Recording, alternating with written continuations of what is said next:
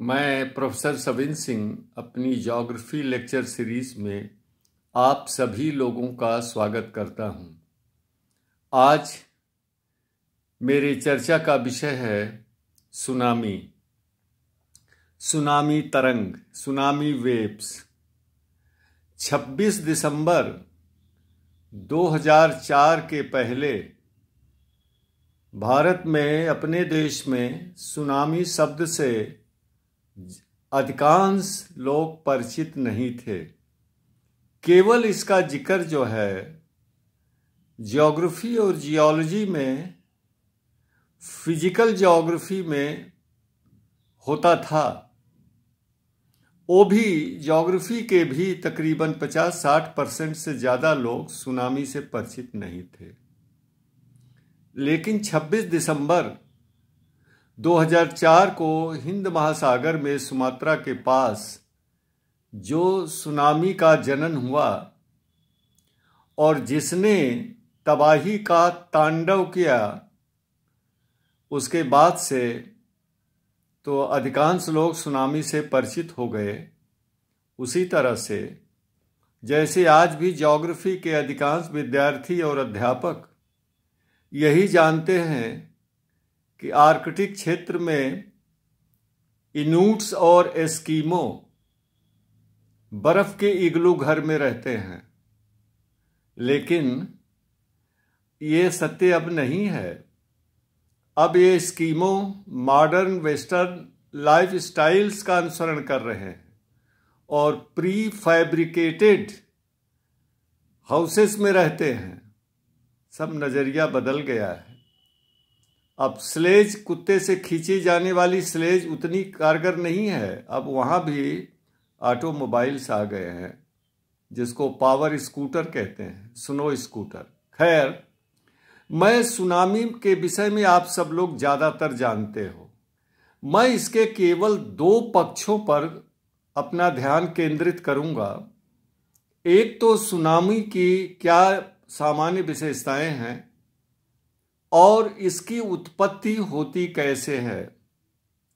तो देखिए, सुनामी समुद्र में उत्पन्न होने वाली एक लहर है और इसका जनन जो है कई कारणों के द्वारा होता है, जिसमें सर्वप्रमुख है डीप सी अर्थक्वेक्स। सागर के तली में तीव्र परिमाण वाले भूकंप का जनन जो होता है, वह इसका प्रमुख कारण है। और यह भूकंप जो है अंतःसागरीय भूकंप है। वो 7.5 मैग्नीट्यूड से जब अधिक होता है तो उसे कहते हैं सुनामी जनिक अर्थक्वेक, यानी सुनामी उत्पन्न करने वाला भूकंप। और इसके द्वारा जो लहरें उत्पन्न होती हैं उसको सुनामी कहते हैं। दूसरा प्रमुख कारण है कि 2 प्लेटों का अभिसरण, कोलिजन ऑफ 2 प्लेट्स। एक प्लेट का सबडक्शन, नीचे क्षेपण, और एक प्लेट का ऊपर तेजी से उठना। तीसरा कारण है समुद्र के तली में मैसिव लैंडस्लाइड्स का होना। तटीय भागों में, कोस्टल एरियाज में मैसिव लैंडस्लाइड्स का होना। और चौथा प्रमुख कारण है सी बेड पर, सागर नितल पर तीव्र ज्वालामुखी का उद्भेदन। जैसे 1883 ईस्वी में क्राकाटाओ द्वीप पर जो भयंकर भूकंप आया था, जिससे तकरीबन 36 फीट 10 मीटर ऊंची लहर का जनन हुआ था। तो हम करते हैं इसकी विशेषताओं पर कि ये लहरें, सुनामी लहरें जब डीप सी में, गहरे समुद्र में यानी ओपन सी में उत्पन्न होती हैं तो उनकी तरंग लंबाई बहुत अधिक होती है। 1200 किलोमीटर इनकी वेवलेंथ होती है।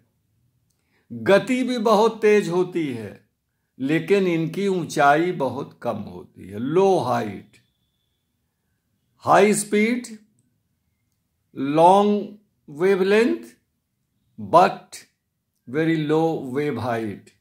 यही कारण है कि गहरे समुद्री क्षेत्रों में जो बड़े बड़े शिप या जलयान चलते हैं उनको सुनामी का आभास नहीं हो पाता है, क्योंकि ऊंचाई कम होने के कारण इनको पता नहीं चल पाता है, वो प्रभावित नहीं होते हैं।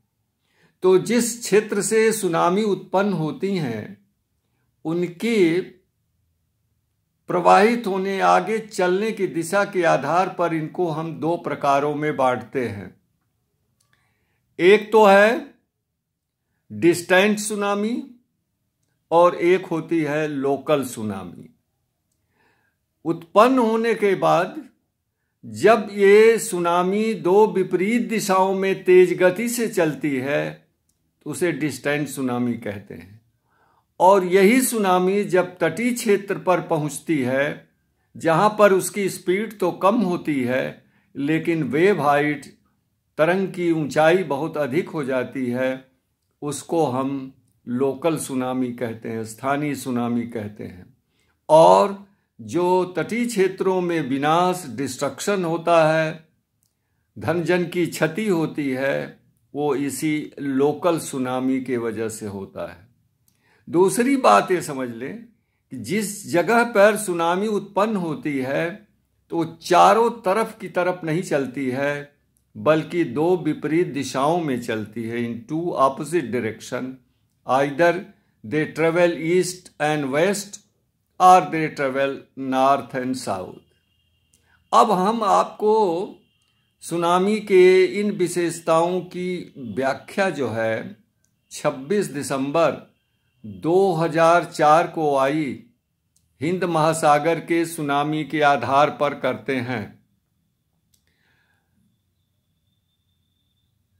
4 दिसंबर को सुमात्रा के पास जो 24 किलोमीटर लंबी, 2400 किलोमीटर लंबी फॉल्ट लाइन है, उसका दक्षिणी आधा हिस्सा यानी 1200 किलोमीटर की लंबाई वाला हिस्सा एक्टिवेट हो गया, सक्रिय हो गया।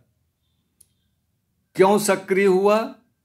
क्योंकि इंडियन प्लेट का बर्मा प्लेट के नीचे सबडक्शन, क्षेपण प्रारंभ हो गया, जिस कारण इंडियन प्लेट का 10-12 मीटर हिस्सा नीचे चला गया, बर्मा प्लेट के नीचे।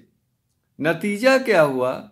The Burmese plate was upthrust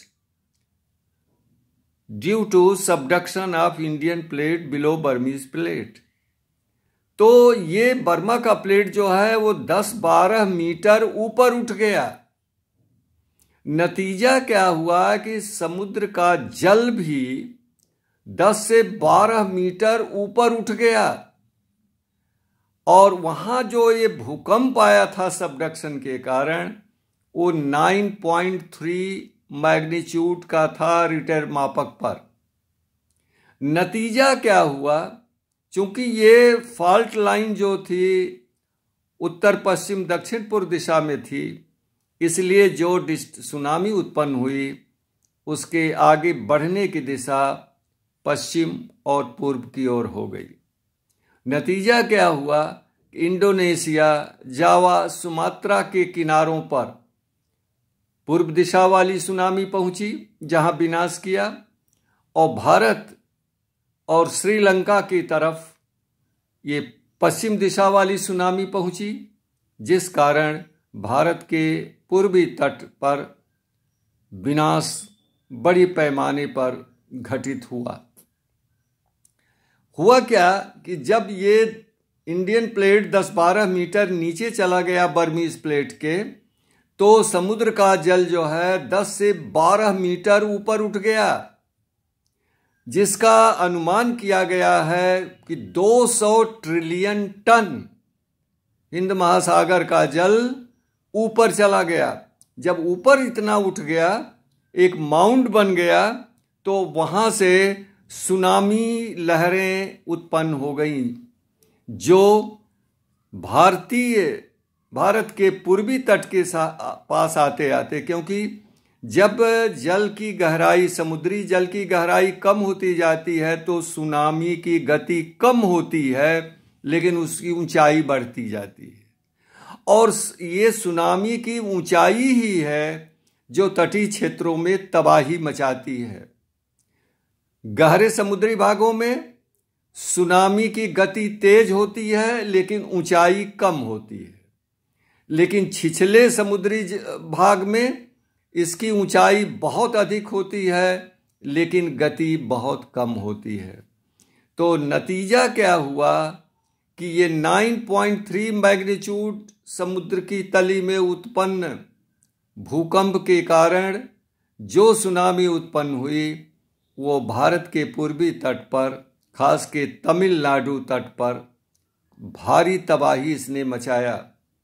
और नागापट्टिनम, जहाँ कोई भी यहाँ पर आवरण नहीं है वनस्पतियों का, सबसे अधिक तबाही हुई तमिलनाडु में।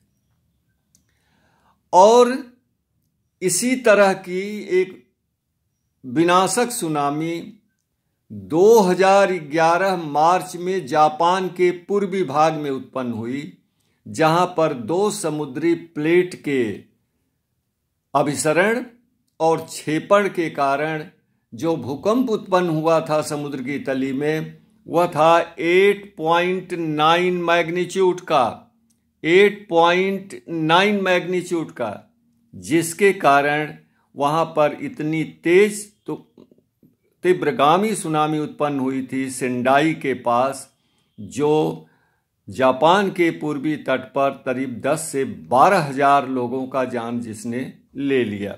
और फुकुशिमा में जो स्थित न्यूक्लियर प्लांट थे, सब के सब ब्लास्ट कर गए, जहां न्यूक्लियर के रिसाव की बहुत बड़ी घटना होते होते बची थी।